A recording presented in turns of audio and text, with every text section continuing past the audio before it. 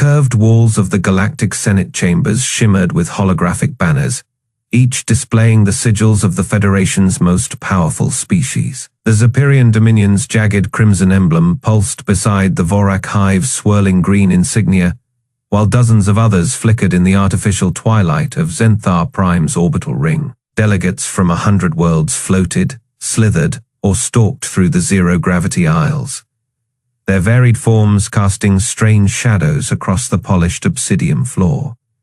Captain Ryan Blake adjusted his dress uniform's collar, the only human in a sea of alien diplomats. His broad shoulders and square jaw marked him as a warrior among his kind, but here, surrounded by chitin, plated Zephyrians and multi-limbed Vorak swarm, minds he might as well have been a child. A group of crystalline Silthari delegates drifted past, their faceted bodies refracting light across his face as they whispered in harmonic tones.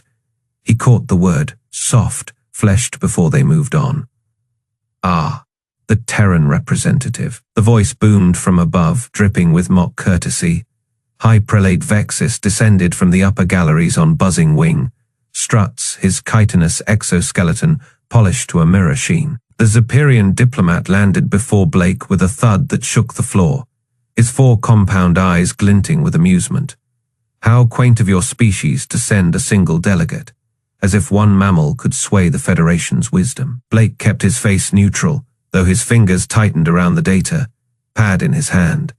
The device hummed softly, its screen displaying a single encrypted message, Guardian Protocol activated. Swarm Commander Krall oozed forward, next his segmented body rippling with barely contained aggression.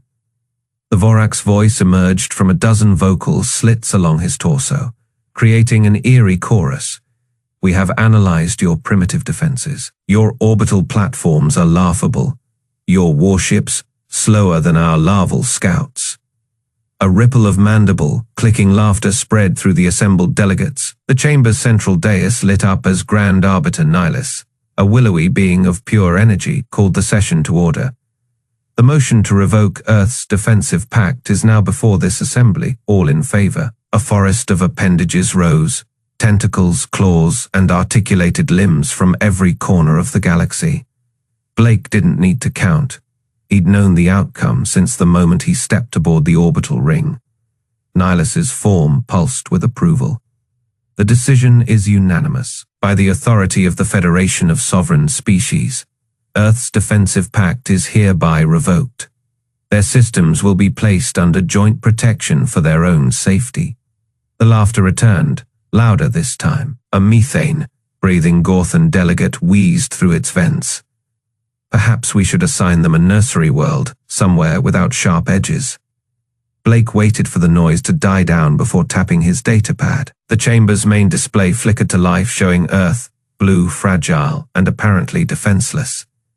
You're making a mistake, he said, his voice calm but carrying. Vexis clacked his forelimbs together. Oh, and what will you do, little human? Cry to your United Nations, file a protest. The data pad beeped once. Blake smiled. No, I'm going to watch. The display split. On one side, Earth hung serene. On the other, a live feed from the Martian observation post showed 3 Zephyrian dreadnoughts moving into position near Luna. Their plasma batteries glowed ominously as they powered up. Krall's vocal slits vibrated with pleasure. Ah. My vanguard forces begin the pacification process. Don't worry, human.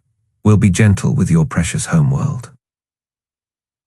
Blake didn't look at the screen. He kept his eyes locked on Vexis as the first energy signatures flared from the dreadnoughts. You banned us from your war games, said we weren't ready for galactic warfare. The Zephyrian's antennae twitched. Obviously. A new alert blared across the display. The dreadnought's weapons systems winked out, then their engines, then their life support. Vexis spun toward the screen, his wing struts flaring. What is this? Some kind of trick? Blake pocketed his data pad. No trick, just an old human saying. The feed from Mars zoomed in. Something was moving beneath the lunar surface. Cracks spread across the moon's dusty plains as enormous structures, black, angular, and utterly alien to Federation databases, rose from their burial places. "Play stupid games," Blake said, turning to leave as the first lunar defense cannon fired. "Win stupid prizes." The chamber erupted into chaos as the display showed the lead Zephyrian dreadnought evaporating in a beam of pure white energy. Delegates scrambled over each other, their carefully maintained decorum shattered. Vexus's mandibles worked soundlessly as he watched two more of his ships disintegrate. Blake paused at the exit, glancing back at the pandemonium. "Oh, and Prelate. That message you intercepted last week, the one you thought was a distress call?" He tapped his temple. "That was an invitation." The doors sealed behind him, cutting off the sounds of panicked alien voices. Somewhere beneath Antarctica, ancient engines began to hum. The Antarctic wind howled like a dying beast, razor-sharp ice crystals slicing through the air as Dr. Lisa Hayes trudged through the storm. Her thermal suit, his heaters struggled against the Fae-degree chill, the display on her wrist flashing red warnings every 30 seconds. She ignored them. The blinking red light ahead was all that mattered, the emergency beacon that had activated 12 hours ago, right after the Federation's vote. "Base, I'm at the marker," she said through chattering teeth, her breath fogging the inside of her helmet. The radio crackled with static before a strained voice responded. "Copy that, Doctor. We're detecting energy spikes beneath you. Whatever's down there, it is waking up." Lisa knelt in the snow, brushing away layers of ice with her gloved hands. The blue glow intensified as she cleared more, revealing a smooth metallic surface covered in strange runes. Human runes. Ancient ones. Her heart pounded as she recognized the lettering style from 1st century archives. "Oh my God." A deep hum vibrated through the ice, making her bones ache. The snow around her began melting in perfect geometric patterns, steam rising in spirals as hidden mechanisms activated beneath her feet. Lisa barely had time to scramble back before the ground split open, with a sound like a thunderclap, revealing a yawning chasm filled with pulsating blue light. "Sentinel," she whispered, remembering the classified briefings, the whispers of a lost project from the First Interstellar War. The name alone had been enough to give veteran spacers nightmares. The ice continued shattering, the crevasse widening until it revealed the massive shape beneath. A warship, its hull scarred but intact, buried for centuries beneath the frozen wasteland. The USN Atlantica. Lisa's hands trembled as she approached the edge, her helmet lights reflecting off armor plating thicker than most buildings. Then the voice came. Not through her radio, not through any speaker. It resonated directly in her skull, deep and mechanical and ancient. "Authorization required." Lisa swallowed hard. "Dr. Elizabeth Hayes, clearance code Sierra, Tango 79er, bloodline recognized." The voice cut her off. "Welcome back, Doctor." A platform extended from the ship's hull, glowing blue energy forming stairs that melted the surrounding ice. Lisa took a shaky step forward, then another, her boots clanging against the alien metal. With each step, more lights activated along the Atlantica's surface, the ship humming louder as if stretching after a long sleep. Inside, the corridors were pristine despite centuries buried. The air smelled oddly fresh, with a faint ozone tang. Holographic displays flickered to life as she passed, showing star maps and battle records from wars fought before her great-grandparents were born. "Where is the crew?" Lisa asked, her voice echoing through the empty halls. "Deceased cryostasis failure in year Fae of dormancy." Sentinel's reply was matter. "Of fact, I preserved what I could." Lisa stopped before a massive door at the corridor's end. It slid open with a hiss, revealing the bridge, and the rows of dormant war machines standing at attention. Humanoid in shape but towering 3 meters tall, their armored shells gleamed under the emergency lights. "Guardians," she breathed, reaching out to touch the nearest one. The moment her fingers brushed the cold metal, its eyes snapped open, a piercing blue that made her stumble back. "Hostiles detected in high orbit," Sentinel announced. The main view screen flickered to life, showing the bulbous shapes of Vorak bioships taking position around Earth. Scout fleet precursors to invasion. Lisa's stomach dropped. Can we stop them? A new sound filled the ship, a deep, resonant thrumming that vibrated in Lisa's teeth. The Atlantica's engines were powering up. Across the bridge, the Guardians straightened, their joints hissing as hydraulics pressurized. Authorization confirmed, Sentinel said. The words sent a chill down Lisa's spine that had nothing to do with the Antarctic cold. Awakening sequence initiated. The floor trembled as the ship's main reactor came online, ancient systems roaring back to life after centuries of silence. Ice sheets the size of cities shattered as the Atlantica began breaking free of its frozen tomb. Lisa grabbed a console as the ship lurched, watching through the view screen as the cavern ceiling collapsed around them. Sunlight, real, unfiltered sunlight, poured through the cracks as the Atlantica rose, glaciers sliding off its hull like water. Sentinel, status of weapons systems. A series of thuds echoed through the ship as massive capacitors charged. Planetary defense grid online. Oblivion lance at Fey capacity. Guardian complements ready for deployment. The view screen cleared, just in time to show the first Vorak scout ship turning toward them, its organic hull pulsing with sickly green light. Lisa felt her pulse racing, but her voice was steady when she gave the order. Then let's show these bastards why humanity didn't need their protection. Deep in the ship's core, something ancient and terrible finished waking up. The Atlantica's main guns turned toward orbit, their barrels glowing white. Hot the galaxy was about to remember. The Vorak swarm, fleet descended upon Earth like a storm of living starships, their bulbous organic hulls pulsing with sickly green bioluminescence. Lieutenant Jake Morrison adjusted his flight harness, the neural interface of his experimental X-Fay Reaper fighter syncing with his nervous system. Outside the cockpit, the blackness of space shimmered with the approaching enemy. Defiance actual to all wings, crackled the comm. Weapons free. Show these bugs why humans don't back down. Morrison smirked, flipping switches on his console. Copy that, Defiance Reaper. One is hot and hungry. The Vorak ships moved in perfect unison, a hive mind dance of predatory grace. Their forward tendrils glowed as they prepared to unleash bioplasma bursts. Swarm Commander Krall's voice hissed through the open channel, translated by the Defiance's AI. Pathetic mammals. Your ships are slow, your weapons weak. Surrender your world, and we may let some of you live as livestock. Morrison's fingers tightened around the control yoke. Yeah. Heard it all before. The first wave of bioplasma streaked toward human defensive platforms. Morrison kicked his thrusters, the Reaper screaming through the void. His targeting HUD lit up, painting a Vorak cruiser in red. Locked, say goodnight.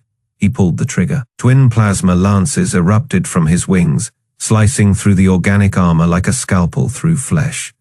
The Vorak ship convulsed, its bioluminescence flaring bright before exploding in a shower of green fire.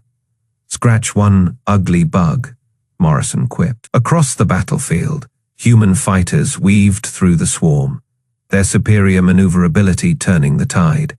The Defiance's railguns thundered, punching holes through Vorak formations.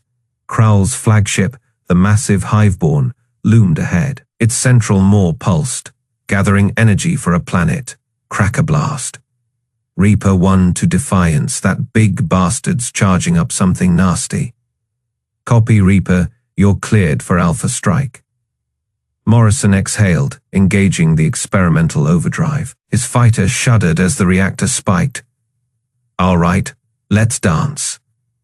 The Reaper shot forward, dodging streams of plasma warning alarms blared as a near miss scorched his port wing.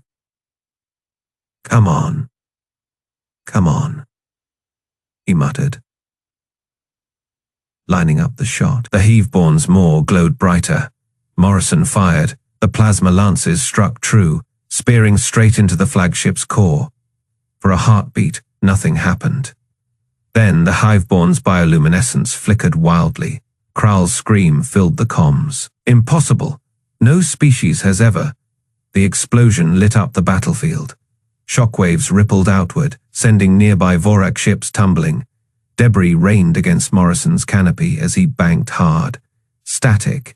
Then the Defiance's commander came through. All units, HFY is down. I repeat, primary target eliminated. Morrison opened a channel to the retreating Vorak fleet. He could almost taste their panic. Who is weak now? The remaining swarm, ships broke formation. Their hive mind coordination shattered. Some collided in their desperation to flee. Others vented atmosphere from crippling damage. Defiance to Reaper 1 pursuit course. Morrison watched the broken fleet warp away. Let 'em go, they'll spread the word. Below, Earth hung serene against the stars. The first battle was over, but the war had just begun. The ground trembled as the first orbital strike hit Moscow. The Zephyrian dreadnought Judgment of Zenthar hung in the atmosphere like a black dagger, its plasma batteries glowing crimson as it prepared another volley. Across the planet, alien warships darkened the skies, their commanders confident in their victory. Then the Earth fought back, deep beneath the Siberian tundra. Armored plates slid aside with a groan older than human civilization. A Titan emerged, its hull scarred from battles fought when mankind still thought the stars were gods. The war machine stood 300 meters tall, its shoulders bristling with weapon ports that hummed to life. In Tokyo, another awoke, then another in Cape Town, then 12 more across the continents. Their optics flared blue as Sentinel's voice echoed through their systems. Activating Terran defense grid, let them remember why we slept.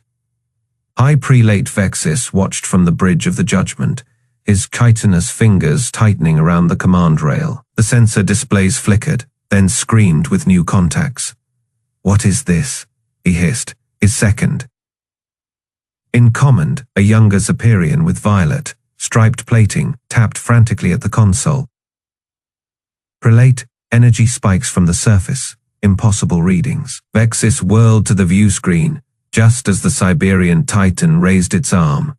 A beam of white fire lanced upward, punching through the Judgment's shields like they were paper. The dreadnought's portside engines exploded, sending the massive ship listing violently. Alarms wailed as the Zephyrian crew scrambled. Return fire, Vexis shrieked. The Titan didn't flinch as plasma bolts rained down on it. Its armor absorbed the hits, glowing faintly before dispersing the energy harmlessly. Then it fired again. Above Earth, the USN Atlantica tore free from Antarctica's ice with a roar that shook the planet. Its hull, once thought lost to history, gleamed under the alien bombardment.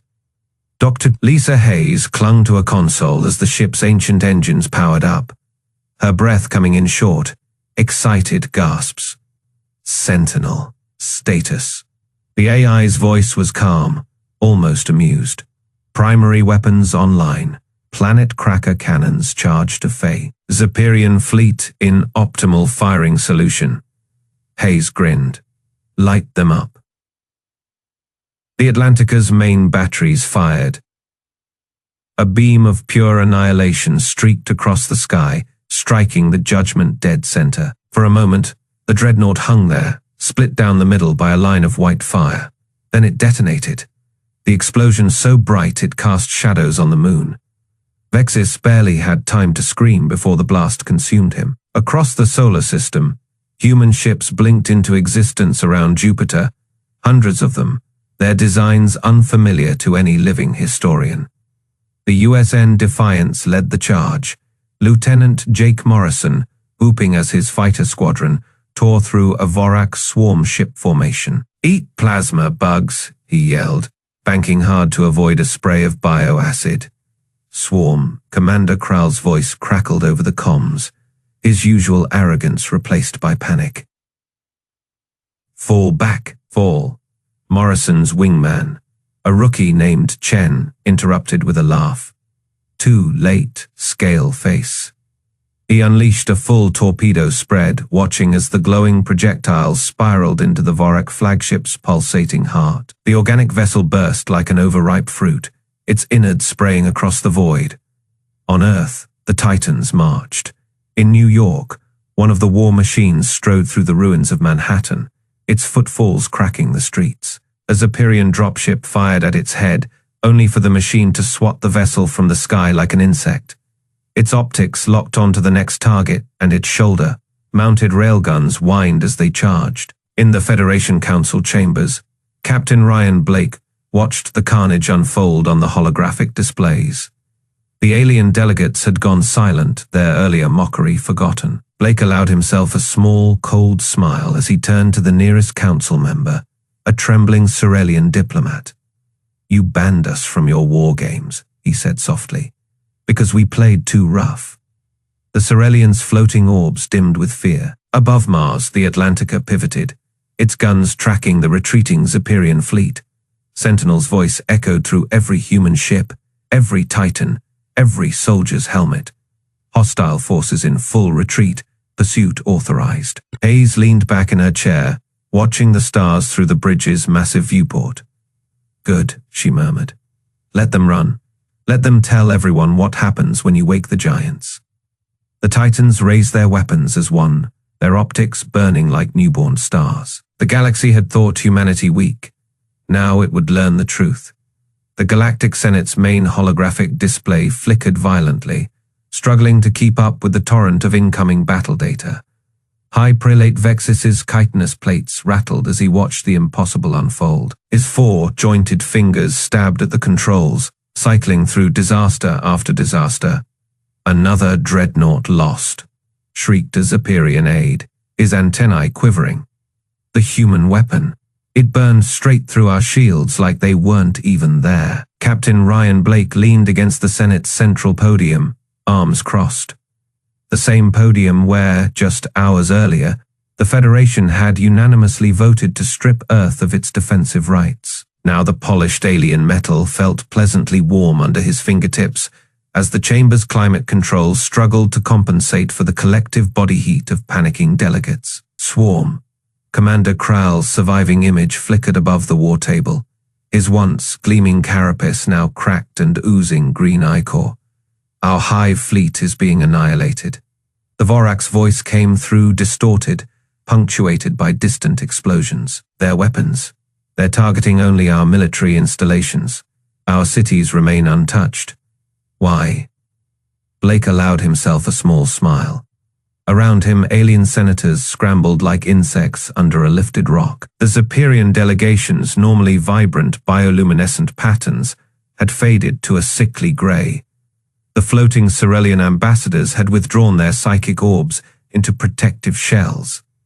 Only the human captain remained perfectly still. "Because we're not monsters," Blake said, his voice cutting through the chaos. He tapped his wristcom, sending a live feed from the USN Defiance's bridge to every screen in the chamber. Lieutenant Morrison's grinning face appeared, his fighter's cockpit reflecting the orange glow of a burning Vorak hive ship. "Just better," Morrison finished Blake's thought, winking before his fighter banked sharply, plasma lances carving through another biovessel. The transmission cut to an exterior view showing the Defiance's squadron making surgical strikes against a Vorak military complex, carefully avoiding the sprawling organic cities nearby. Vexis slammed 3 fists on the table, his fourth hand clutching at his thorax. "Impossible. Our intelligence showed your species hadn't even achieved FTL a century ago. These ships, these weapons. We're here long before your Federation existed," Blake said. He swiped a hand through the hologram, pulling up schematics of the Atlantica. The ancient warship's silhouette dwarfed even the Zephyrian's mightiest dreadnoughts. "You banned us from your little war games because you thought we were too primitive, too fragile." The main display suddenly flared white as the Oblivion Lance fired somewhere near Jupiter. Even through the dampened feed, the light made several light-sensitive delegates recoil. When the glare faded, what remained of the Zephyrian 7th Fleet drifted in broken pieces across the screen. "Truth is," Blake continued, stepping closer to Vexis, "we stayed out of your politics because we were busy sleeping.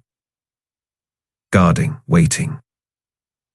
He tapped the insignia on his uniform, not the standard Earth Defense Force logo, but an older symbol, a sword wrapped in chains. "You woke us up." A new transmission cut in, this time from Dr. Hayes aboard the Atlantica. Behind her, Sentinel's massive core pulsed with blue energy. "High Prelate Vexis," she said, her voice calm but carrying undeniable steel. "Your remaining fleets are being tracked by our targeting systems as we speak. You have exactly one chance to stand down." The chamber erupted into panicked shouting. Delegates from minor species scrambled to distance themselves from the Zepyrian and Vorak contingents. A Cerelian ambassador's psychic orbs flashed frantic colors as it telepathically broadcasted "surrender, please" across the system. Kral's surviving image flickered again, his mandibles clicking in a Vorak gesture of submission. "Mercy, we did not know. Our scouts reported your world undefended." Blake's smile vanished. "That is the problem with you Federation types. You see what you expect to see." He turned to the assembled delegates, his gaze sweeping across the gathered species. Earth was never undefended, just patient. On screen, the Atlantica's secondary batteries flared to life, targeting the last Zepyrian stronghold near Saturn. The weapons charged with a hum that vibrated through the Senate's sound system, making several delegates cover their auditory organs. "Wait." Vexis extended all four hands in a Zepyrian gesture of surrender. His chitin had gone completely pale. "The Federation, we rescind our earlier vote. Earth's defensive pact is reinstated. More than reinstated." Dr. Hayes raised an eyebrow. Sentinel's core pulsed faster. "More?" she asked. Vexis looked ready to collapse. "Earth humanity will take its rightful place as the head of the new Galactic Defense Council. Your guardians will protect us all." Blake exchanged a look with Hayes' hologram. A silent conversation passed between them, in the way only long-time comrades could manage. After a moment, Hayes nodded.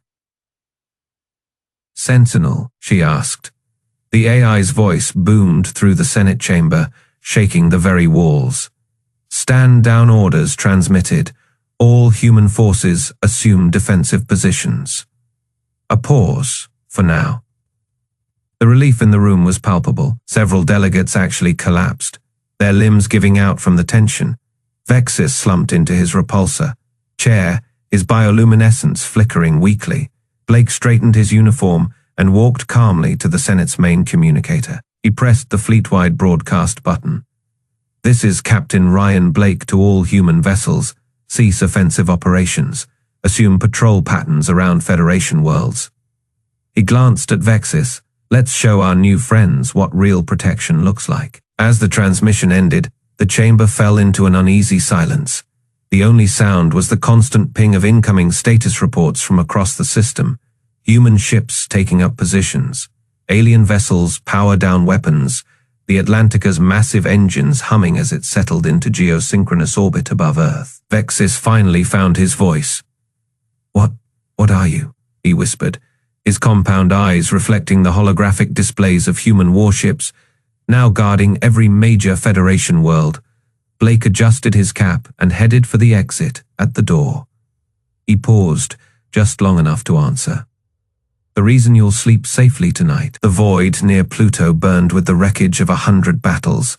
The last Zepyrian superdreadnought, Terror of Zentha, hung against the starfield like a scar across the cosmos. Its chitinous armor bore the marks of human weapons, gaping wounds where plasma fire had torn through its organic hull. Inside the bridge of the US in Atlantica, Dr. Lisa Hayes watched the enemy ship through the main view screen, her fingers tightening around the edge of her console. "Sentinel," she said, her voice steady, despite the adrenaline coursing through her. "Status report." The AI's deep, resonant voice filled the command center. "Primary weapons at phase charge.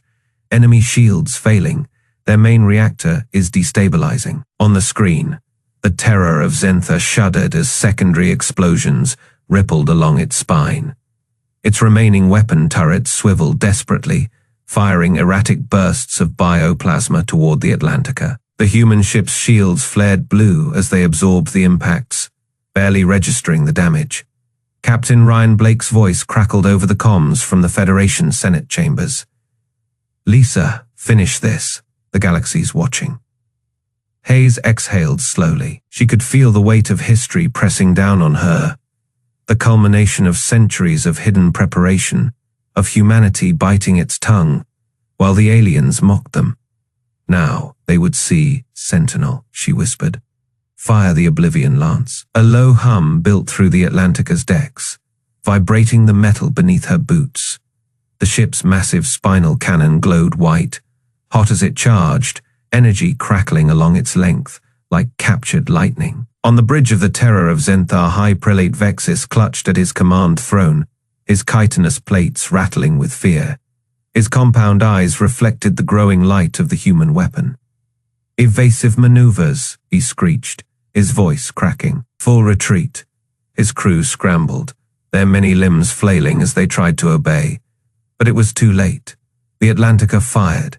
A beam of pure annihilation lanced across the void, so bright it left afterimages in the eyes of every being watching. It struck the Terror dead center, punching through its failing shields like paper. For a heartbeat, the dreadnought seemed to hold together. Then the Oblivion Lance's energy destabilized its core. The Terror of Zenthar split in half. A shockwave of fire and debris erupted outward, the force of the explosion rippling through nearby space.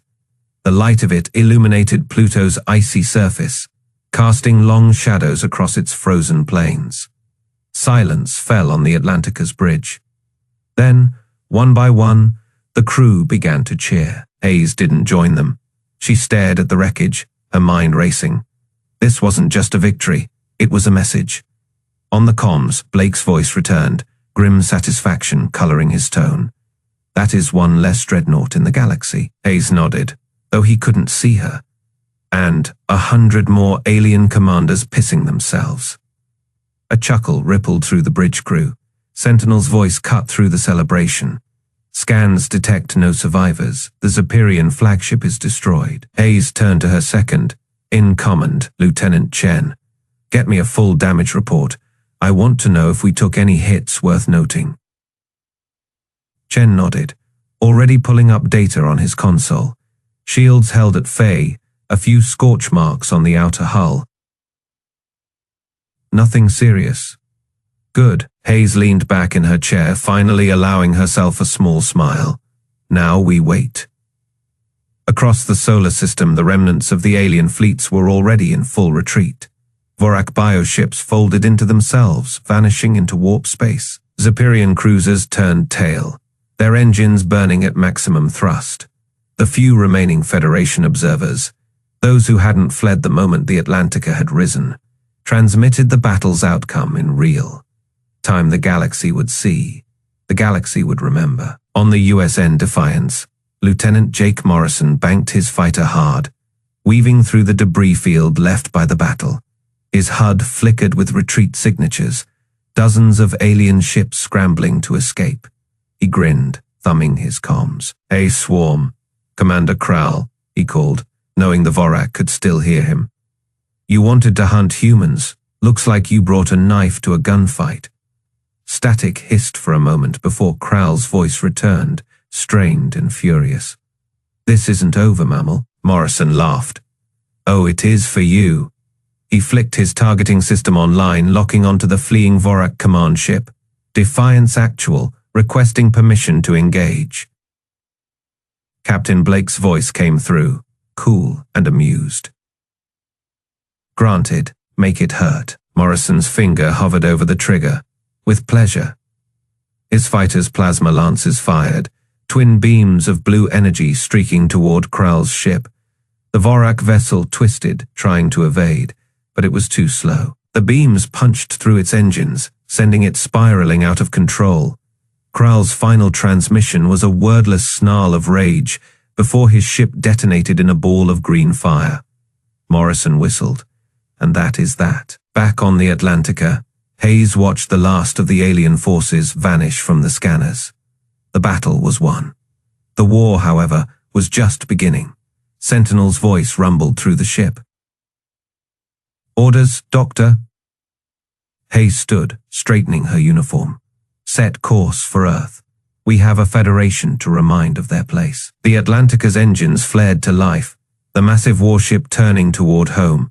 Behind it, the wreckage of the Terror of Zenthar drifted, a monument to human power. The galaxy had thought humanity weak. Now, they knew the truth.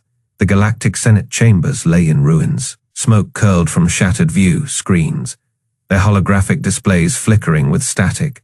The curved walls, once pristine with the insignias of 100 species, were scorched black by energy weapon discharges. Captain Ryan Blake stepped over the fallen banner of the Zephyrian Dominion, his boots crunching on broken glass. The human flag draped over his shoulder rippled as he walked, its blue and white fabric stark against the destruction. High Prelate Vexis staggered to his feet, his chitinous plating cracked from the concussive force of distant orbital strikes. His 4 eyes widened as Blake approached, the human's expression unreadable. Around them, the surviving delegates of the Federation of Sovereign Species cowered behind overturned tables, their earlier arrogance replaced by raw terror. "You," Vexis hissed, mandibles trembling. "You lied. You hid this from us." Blake didn't stop walking. "No," he said, his voice calm. "You just never asked the right questions." A massive view screen flickered to life behind him, displaying the wreckage of the terror of Zentha, the Zephyrian super-dreadnought, now nothing more than molten debris drifting near Pluto. The image shifted, showing the USN Atlantica hovering above Earth, its planet cracker cannons still glowing from the discharge. Another screen activated, this one displaying Lieutenant Jake Morrison's grinning face as his fighter squadron patrolled the ruins of the Vorak blockade. Swarm. Commander Kral's surviving bioships were in full retreat, their organic hulls leaking fluids as they limped toward the system's edge. Morrison's voice crackled over the Senate's damaged comms system. "Hey, Kral, tell your hive, mind something for me." A pause. "We counted all your ships, every last one." Kral's remaining form, a mangled, half-melted exoskeleton, shuddered where it lay against the wall. His voice was a broken rasp. "Mercy, we beg you." Blake finally stopped in front of the Federation's central podium, where the high table, once a symbol of galactic unity, now lay in splinters. He let the human flag slip from his shoulder. It fluttered down, landing atop the wreckage with deliberate finality. "You thought we were weak," Blake said, his voice carrying through the dead silence. "You mocked us, dismissed us, tore up our defensive packs like they were worthless." He turned, locking eyes with Vexis. "Now you'll never forget." Vexis took an involuntary step back, his carapace rattling. What are you?" a new voice answered, deep, resonant, and utterly inhuman. "Guardians." The Senate's main entrance hissed open, revealing Dr. Lisa Hayes flanked by 2 towering war machines, their armored forms barely fit through the doorway, their optics glowing a steady, unblinking blue. Sentinel's voice emanated from their speakers, synchronized.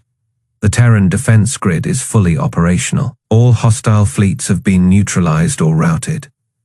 Hayes stepped forward, her breath fogging slightly in the chamber's failing climate control. She held a data pad, its screen displaying a single line of text.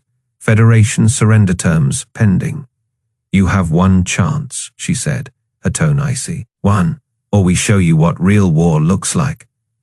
The delegates erupted into panic chatter, their voices overlapping in a dozen different languages. A Cerelian diplomat, one who had sneered at Blake just days ago, collapsed to his knees, his floating ocular orbs dim with shock. "We didn't know," he whispered. "The records, the histories. They said your kind was extinct." Blake smirked. "Funny. We were just taking a nap." Outside, the sky burned. The last of the Vorak bioships attempting to flee Earth's orbit were vaporized by lances of plasma from the Atlantica's secondary batteries. The explosions painted the atmosphere in hues of emerald and gold, a grim fireworks display for the planet below. On the view screen, new ships blinked into existence near Jupiter, hundreds of them, their designs ancient yet impossibly advanced. Human vessels lost to time, now returned. Their weapon ports glowed with restrained power, their shields humming at full strength. Sentinel's voice echoed through the chamber once more. "The galaxy has 2 choices, kneel or burn." Vexis looked at the human flag on the broken table. Then, slowly, he bent his forelegs, the Zephyrian gesture of absolute submission. One by one, the other delegates followed. Blake turned away, already striding toward the exit. Hayes fell into step beside him, the war machines following like silent sentinels. Behind them, the Senate chambers remained frozen in terrified silence. Earth's guardians had awakened, and the galaxy would never sleep soundly again.